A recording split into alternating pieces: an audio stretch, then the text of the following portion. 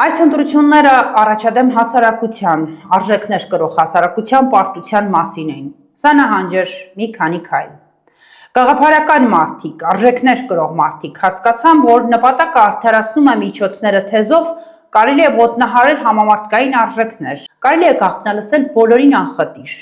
կարելի է սրան նրան ձերբակալելու, սնանկացնելու, հրովարտակներ արձակել, կարելի է միանգամից, հարթակներից, կալանքի սանկցիա որոշել ու ցուցում տալ, ում քանի տարի ժամկետով է հարկավոր մեկուսացնել։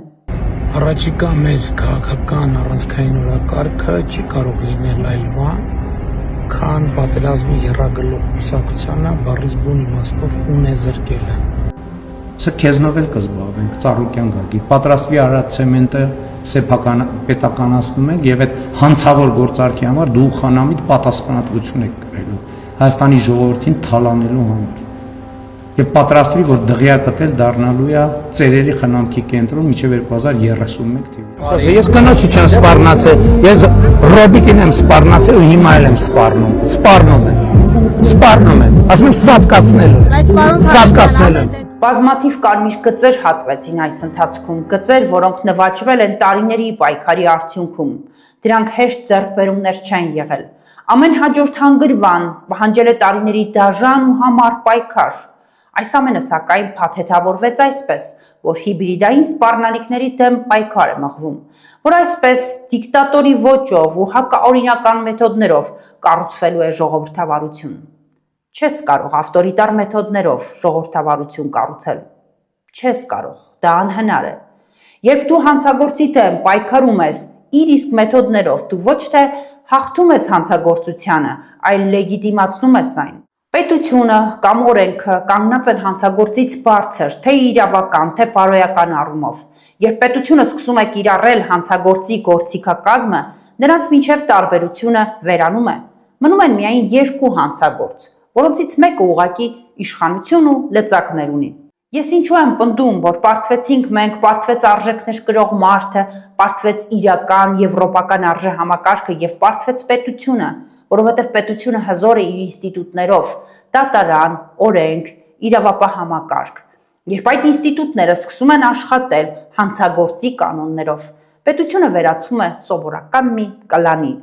Իսկ ամենավտանգավորն այն է, որ իբրև թե հանուն բարի նպատակի այս վարքագիծը օրինականացվում է։ Խաղի այս նոր հանցագործ կանոնները դառնում են նորմ հասարակության համար։ Մարդիկ հասկանում են, որ կարելի է հավասարվել այս մակարդակին եւ խաղալ այս խաղի կանոններով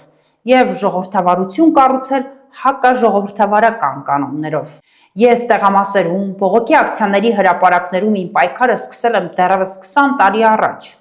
Բարդ ճանապարհ եմ անցել, բայց ամեն արձանագրված հաջողություն մարդու իրավունքների եւ ազատությունների ոլորտում համարել եմ նաեւ իմ ձեռքբերումը։ Ինձ նման բազմաթիվ մարդիկ են անցել այդ ճանապարհը։ Շատերը հայտնվել են անազատության մեջ, ոմանք այլևս կենդանի չեն։ Այդ պայքարի ճանապարհը մաշել է շատ շատերին։ Ես պայքարել եմ Ռոբերտ Քոչարյանի, Սերժ Սարգսյանի եւ Նիկոլ Փաշինյանի կառավարման տարիներին, բայց իմ պայքարը երբեք անձերի դեմ չի եղել, այն եղել է հանուն արժեքների։ Օրինակ, Ռոբերտ Քոչարյանի իշխանության տարիներին ես պնդում էի, որ մենք պետք է կառուցենք այնպիսի Հայաստան, որտեղ եթե վաղը որևէ հեռուստաընկերություն հրաժարվի հենց իրեն, Ռոբերտ Քոչարյանի եթեր տրամադրել, մենք կլինենք առաջինը, որ նրան ձայնի իրավունք կտանք։ Սերժ Սարգսյանի կառավարման տարիներին պայքարում էի, որ երկրում քաղաքական բանտարկյալներ չլինեն եւ կառուցվի մի համակարգ, որտեղ հենց ինքը Սերժ Սարգսյանն ու իր թիմակիցները երբեք չեն դառնա քաղաքական հալածյալներ։ Պայքարել եմ, որ ընտրություններ չկեղծվեն, մարդիկ չկաշառվեն, քաղաքական հաշվեհարդարներ չլինեն, քաղաքացին ազատ կամ արտահայտման իրավունք ունենա, եւ որ այդ իրավունքն իրացնելու ճանապարհին ոչ մի իշխանություն նրան չկարողանա լրացնել, բանտել, վիրավորել։ Լակոտ ոտի տակ չընկնես, եւ լակոտներ ոտի տակ չընկնեն։ Անկախության ողջ ընթացքում մեր հասարակությունը քայլ առ քայլ, այրան ու քրտինքի գնով արձանագրել է ժողովրդավարական որոշակի նվաճումներ։ Իսկ այսօր մենք ցավալիորեն ականատես ենք լինում, թե ինչպես են այդ դժվարությամբ ձեռք բերված նվաճումները պարզապես զրոյանում, մեզ հետ շպրտելով դեպի անցյալ։ Բայց այս խաղում պարտվողների ցուցակը միայն մեզանով չի սահմանափակվում։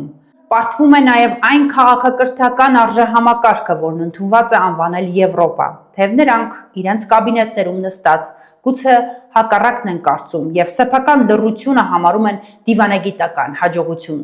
Սակայն իրականում պարտվում է ժողովրդավարության ինստիտուտների նկատմամբ վստահությունը, ջնջվում է այն բարոյական հենարանը, որին տասնամյակներով հավատացել են մարդիկ։ Եվրաչինովնիկները եւ նրանց տեղի խոսափողները չպատկերացնելով խորքային process-ները Հայաստանում կարծում են, թե հաղթահարել են այսպես կոչված հիբրիդային սպառնալիքները, Հայաստանում ներդնելով ռեսուրսներ անվերապահաջակցություն գործող ռեժիմին։ Բայց եվրոպական արժեհամակարգը փողի մասին չէ, այլ գաղափարի։ Եթե փլուզվում է գաղափարը, փողն այլևս անզոր է փրկելու այն ամենը, ինչ մնացել է այդ փլատակների տակ։ Վստահ եմ, Հայաստանը կրկին կհայտնվի այն ավտորիտար պետության ճիրաններում, որի դեմ պայքար մղվեց։ Ռուսաստանը կվերադառնա տեղի ունեցածից դասեր քաղած եւ այստեղ կգտնի հասարակություն, որն այսօր այլևս հաշտ դարձավ ավտորիտար կառավարման հետ։ Կգտնի հասարակություն, որն այլևս տոգորված չէ եվրոպական արժեհամակարգով, որովհետև հասարակության առողջ հատվածը տեսավ, որ այն գաղափարները, որոնց համար տասնամյակներ շարունակ պայքար մղեց, ֆեյք դուրս եկան, որ հանուն ինչ-ինչ նպատակների կարելի է կիրառել երկակի ստանդարտներ, կարելի է շեղվել այդ արժեհամակարգից։